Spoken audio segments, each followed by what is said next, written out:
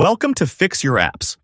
In this video, I'll show you exactly how to change interface language in Duolingo so your app displays in the language you prefer. Now let's get started. Step 1.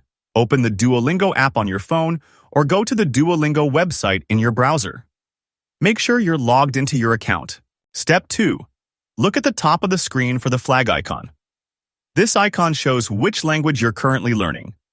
Tap it to access your current course settings. Step 3. If you don't see the language you want the interface to be in, tap the plus sign or the Add Course button.